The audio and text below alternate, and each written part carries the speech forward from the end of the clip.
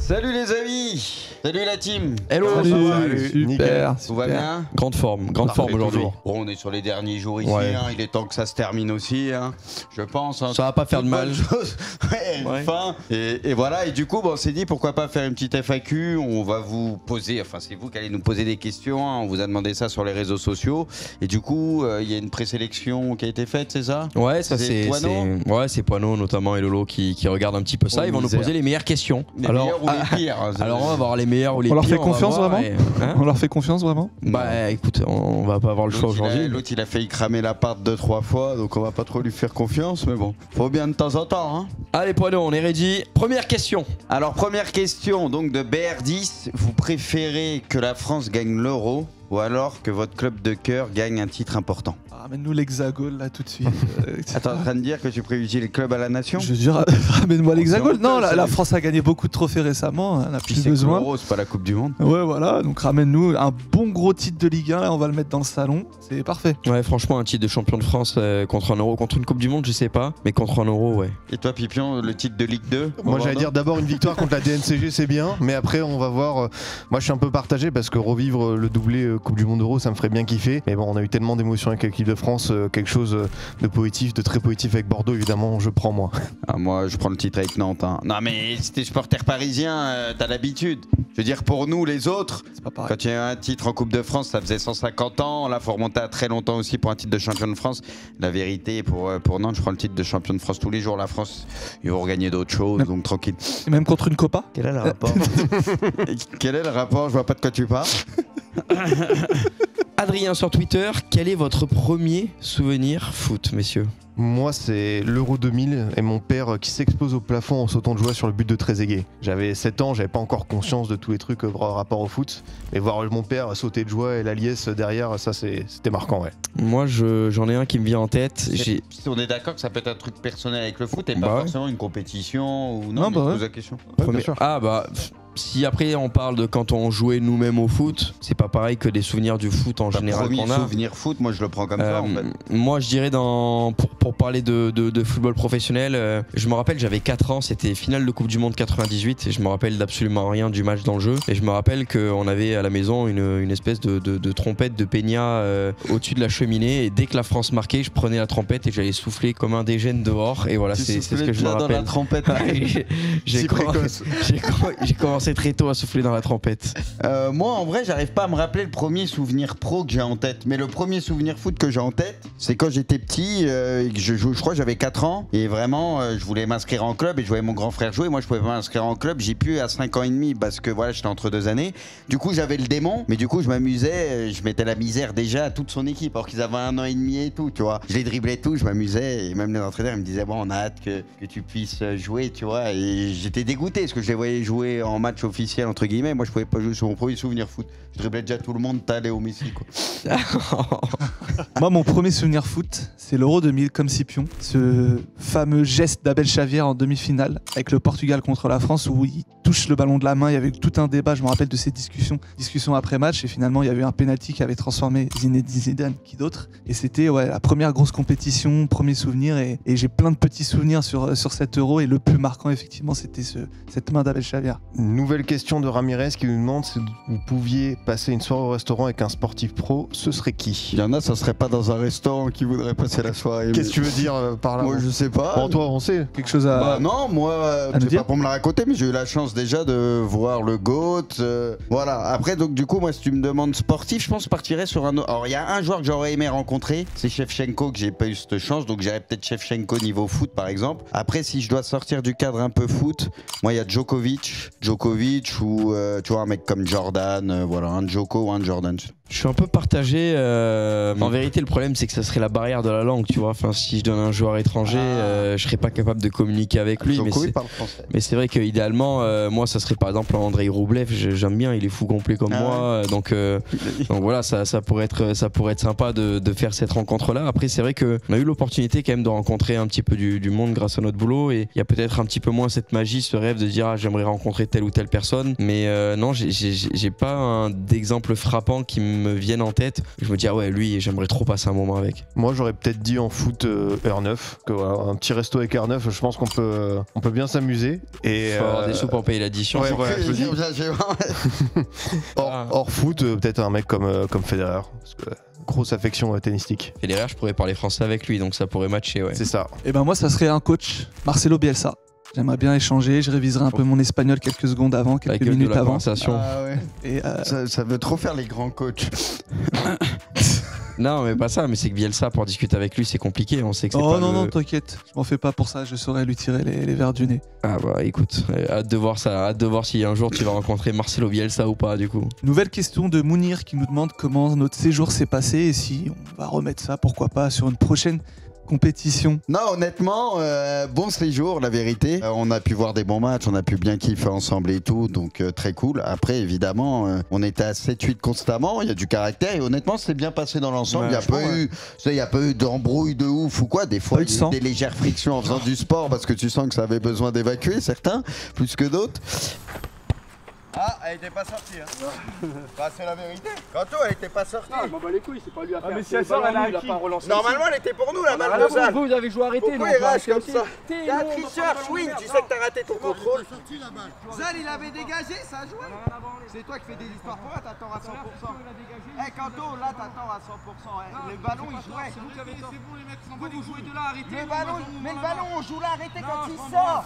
Mais dans l'ensemble, franchement, c'est très bien passé et à refaire et on verra. Bon, pour la Copa ou la CAN, ça semble être un peu compliqué, je pense, mais c'est vrai qu'une Coupe du Monde, il y a de grandes chances, par exemple. Voilà, et puis la Coupe du Monde, la bonne nouvelle, c'est que ça réunit tous les pays du monde. Donc voilà, moi en tout cas, on est chaud maintenant. Il faudra demander à d'autres personnes, hein, dont Poineau par exemple, et puis on verra ce qu'on nous dit. Non, bah c'est vrai que pour ne pas reprendre ce que dit Bruce, au global, tout se passe très très bien.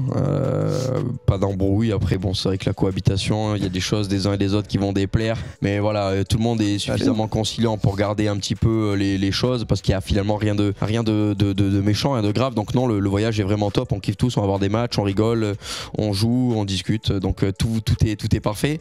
Maintenant, pour les prochains événements, ben ouais, ça va dépendre. En fait, il faut penser à, par exemple, pour une CAN, pour une Copa, est-ce qu'en France, on aurait des investisseurs, des sponsors qui mettraient de l'argent pour pouvoir que nous, on arrive à faire des émissions en nous payant, en payant la production, en payant un appartement, en payant des places de match à l'étranger. Donc voilà, il faut penser à ça. L'euro, c'est grand public, en tout cas pour l'Europe et pour la France. Donc les sponsors pour arriver à s'y retrouver quelque part. Donc ce qui serait pas forcément possible pour une CAN ou pour une Copa. Pour une Coupe du Monde, ce serait tout à fait possible. Après, il faut voir pour des questions de logistique. On sait que la prochaine Coupe du Monde, bah, c'est du côté de l'Amérique du Nord. Donc il faudrait se déplacer là-bas, ce qui a également un coût. Alors nous, on n'est évidemment pas contre pour y aller, mais voilà, pourquoi pas couvrir d'autres événements. Je sais pas, il y a l'Euro féminin l'année prochaine, ça peut se réfléchir. Alors, nouvelle question de Rome Joey qui nous demande nos 3 joueurs préférés dans l'histoire du foot, notre vécu. Est-ce que quelqu'un veut se lancer ici, les gars? Vas-y, Pipion, Ouais. t'as l'air chaud. Ouais, moi je pense que je vais dire Francesco Totti, je vais dire Zinedine Zidane et Marouane Chamakh, évidemment. Moi, mes 3 joueurs préférés, c'est bon, pas très original, R9. Après ça, moi, c'est Sergio Agüero et Arturo Vidal. Vidal, ah oui. Pas mal ça. Sympa. Ok. Sympa. Vidal dans un top 3, mais c'est beau. Hein, Bah, chacun ses goûts, non? bien sûr, mais j'aime bien quand ça change. et Ok, tout, pardon. mais j'avais Carrément. pas vu venir. Hein. Je voulais dire Chirivella. C'est très bien aussi. Moi, je vais dire en 1, j'hésite. Je vais dire Léo Messi, bien évidemment, le plus grand joueur de l'histoire de ce sport et de très très loin. En 2, je vais dire R9 parce que c'est le deuxième joueur qui m'a le plus marqué derrière Messi et qui dégageait le plus de facilité sur un terrain, être capable de faire la diff à lui tout seul à tout moment. Et en 3, je vais dire Iniesta, qui est un des joueurs qui m'a le plus marqué, un des plus élégants, une régularité de fou, un palmarès de fou, et un des plus beaux joueurs que j'ai vu aussi balle au pied. Donc voilà, on va dire que c'est un trio qui pue le football. Et à Nantes, c'est qui le numéro 1? Vas-y, Carrière, allez. Eric J'aimais bien Carrière. Carrière, Ouais, c'est un en vrai, bon je joueur. faisais Ouais, kiffer, c'est un tu bon vois, joueur. fin mais du ballon et tout, technique, bonne vision de jeu, c'est les joueurs qui me plaisent. Pour ma part, 3 joueurs qui m'ont particulièrement marqué. Je dirais un, Ronaldinho. Alors c'est un Parisien et je suis pour l'Olympique de Marseille, mais Il n'est ce pas joueur, resté 10 ans à Paris. ouais, c'est ça. Mais ce joueur était tellement fort, il était capable de sprinter, de dribbler en même temps. Enfin, c'est des trucs qu'on a quasiment jamais vu dans l'histoire du football. En 2, je dirais Juan Román Riquelme, qui était un esthète, vision de jeu, qualité de pied assez incroyable. Et en 3, j'en ai déjà parlé dans une émission hors en jeu il y a pas trop longtemps, c'est Pavel Nedved que je surkiffais. Voilà, le joueur tchèque qui a été dans la sélection avec Rosicky, Barros, Koller quand il y avait la grande République tchèque. C'est peut-être là où j'ai commencé à vraiment m'intéresser au foot. Donc voilà, juste une petite mention spéciale pour 2 joueurs parce que c'est vraiment avec eux que j'ai commencé à découvrir le foot. Ça serait Viorel Moldovan, mon pseudo Kanto. Mon pseudo Kanto vient de Viorel Moldovan parce que de base c'était Kantovan pour la petite anecdote. Bah ouais. Oh l'histoire. Ouais. Je savais pas, tu vois. Ouais, mais ça, c'était Kantovan et après j'ai enlevé le van et le deuxième ce serait Marama Vairua parce que sa célébration une fois je l'ai faite quand j'étais en débutant et mon entraîneur il m'a goumé complet. Il m'a dit pour qui tu te prends, t'es une petite merde et tu fais ça. C'était déjà un but avant de pouvoir faire ça. Ça se trouve quand on l'a fait c'était même pas lui qui avait marqué. Non, j'avais fait c'était moi qui avais marqué et j'avais fait la pagaie, je m'étais fait goumer. Donc voilà. Il y a Vigilante qui nous demande est-ce que vous pouvez faire en sorte que Mehdi Benassia débloque Youth. Alors comme ça il y a un petit contentieux. Bah faut croire, hein. Moi je l'ai pas bloqué donc j'ai pas de soucis, mais Mehdi, débloque-moi s'il te plaît. Tu lui avais dit quoi? Non, j'ai dû taquiner. Bah, c'est bon, maintenant tu me connais, tu vois que je taquine bien. Il est taquin. Voilà, j'aime bien taquiner. Moi j'ai une anecdote, je suis bloqué sur Twitter par Nico Saliagas. Tu l'as fait quoi? Ouais, parce qu'en 2014 j'avais dit que le jeu de la Grèce était très très naze et il faut croire que ce bon vieux Nikos l'avait mal pris. Ah ouais. Rien sur Secret Story. Parce que le jeu de la Grèce de maintenant il jouerait comme ça, tu te dirais cette bonne petite équipe. Ah non, les blocs bas horribles, moi j'aime pas. On peut être hipster et romantique. Tu vois Bordeaux jouer tous les week-ends, tu vas pas la faire à nous. Alors Thomas, quel est votre stade préféré et quel est votre stade de rêve? Ouais, stade préféré, j'arrive pas à en dégager un. J'avoue que forcément, en expérience récente, le Signal Iduna Park avec le Turquie-Géorgie, ça marque pas mal du tout. À voir pour une autre configuration. Et le stade que j'ai pas encore fait, je pense qu'il y en a 2 parce que y en a un, c'est mythique, mais aussi je sais que l'ambiance, il y en a qui aiment pas, mais Anfield juste pour le lieu. Et voilà, la Bombonera, Boca Junior avec ses couleurs bleu et jaune, j'adorerais, ouais. C'est marrant parce que moi, mon stade préféré, c'est Anfield. J'ai eu la chance de le faire et effectivement, c'est un lieu où effectivement, pour certains, l'ambiance peut faire débat, mais qui est juste chargé d'histoire, t'as des émotions quand t'arrives, et puis ce côté stade anglais au milieu de la ville, t'es dans une rue qui a rien de plus anglais que cette rue, et tu tournes la tête, t'as un stade juste mythique en face de toi, entre tradition et modernité, juste incroyable, c'est mon préféré, mon stade de rêve, moi, pour pas dire la Bombonera aussi, ou le stade de River Plate évidemment. Pareil, moi je dirais un stade argentin, je pense que ça peut être incroyable dans ce pays de foot bien sûr, hein. Je suis assez comme vous là-dessus. Après je suis d'accord avec Pipion, Dortmund c'était quand même assez fou, il y en a vu un match de feu avec une ambiance dingue, donc forcément ça nous marque, et puis après forcément ça serait du San Siro, parce que voilà, au hasard comme ça, San Siro. Écoute, puisqu'on est au hasard, je vais aller au hasard aussi en parlant du stade Vélodrome, hein, dans mon stade préféré, stade de rêve. Écoute, j'en ai pas vraiment.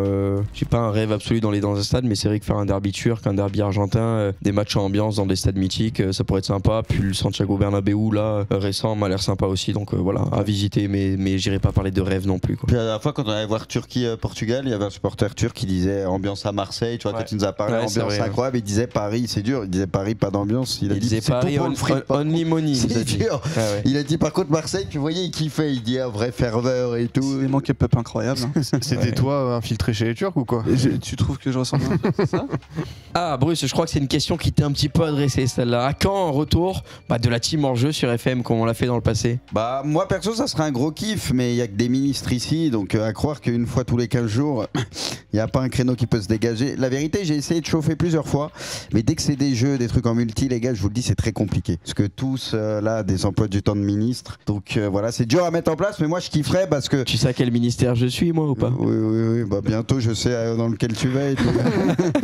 Mais vraiment, moi, je pense que ça serait très kiffant. Une soirée de temps en temps, juste. On n'est pas obligé de jouer 20 fois par semaine, mais t'en fais un petit créneau par semaine ou tous les 10 jours. Je pense que ça serait jouable et on rigolerait bien tous dans le même championnat. Parce que par expérience, tu peux perdre des potes sur FM. Moi, ça me manque les parties à l'ancienne à plusieurs. Donc voilà, mais après, il faut demander au reste de la team. Moi, vous le savez, je suis toujours chaud. La transition est particulière. Tu peux perdre des potes sur FM. Moi, ça me manque. Voilà, c'est les mots de Bruce Granek, sans pitié sur Football Manager. Des potes qui me manquaient pas sur FM. Il y a Laure et moi qui nous demande qui a été votre invité préféré dans Hors-jeu jusque-là et qui serait notre invité de rêve, messieurs. Moi je dirais invité qu'on a eu très cool, Benoît Chéroux, je pense que c'était très sympa Ouais, par exemple, Benoît, qui fait partie des tops. J'en ai 2 ou 3 en tête en vrai. Ouais, bah je vais dire Benoît Chéroux, Ouais. je te laisse renchaîner parce que je pense à lui, parce qu'on l'a eu 2 fois même Ouais, récemment. il et est à chaque revenu. fois, c'était sympa, puis il dit les choses et voilà, c'est intéressant de l'entendre parler foot. Et après, invité de rêve, le GOAT, c'est pas possible, mais vous me demandez invité de rêve, donc, donc je dirais ouais, le pourquoi GOAT, pas. bien sûr. Pourquoi pas. Qui sait? Il sera à côté de moi si jamais il vient. Écoute, t'as mentionné Benoît Chéroux, c'est vrai qu'il est revenu, il a pris du plaisir et il est ultra cool. Après cette saison, on a quand même été bien servi. Will Steele a La été conversation génial. foot avec Wissy qui était Ouais, super sympa. parler de foot avec lui, c'était cool. On a eu Ricardo Fati qui a été également super.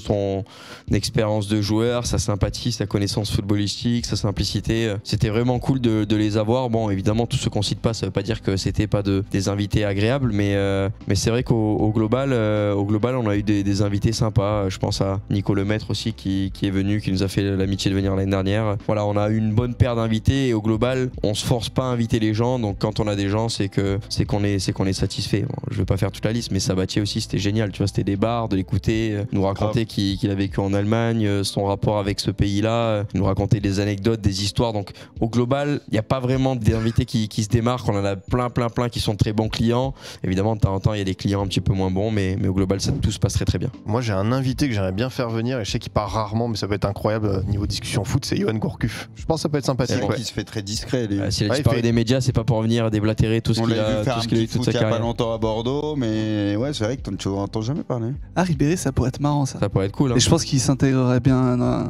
Bah ouais, l'esprit on de pourrait l'émission. rigoler. J'ai eu la chance au Ballon d'Or de parler un peu avec lui, il est trop détente. Franchement, on l'aurait, ça serait top. Ah, mais je pense Ah émission ouais, All Time à mon T'as avis. l'impression que c'est ton pote, Ouais, et tu sais, il est en détente. Ouais, ce genre de- il pense, Ce genre de joueur super accessible où t'as l'impression d'avoir une discussion avec un Alors que poteau. le mec, bah, c'est une légende et au fait, final, il s'en bat les couilles. Quoi. Ah ouais. Tu vois, ça, c'est génial. Donc c'est une question de Steven Morel qui nous demande à quand Juano dans l'émission, les gars. Sincèrement, on se pose la question, on sent qu'il se rapproche. Ouais, mais il se était rapproche derrière beaucoup. les caméras, mais là, il est au niveau de la caméra et je pense qu'il va bientôt franchir la limite.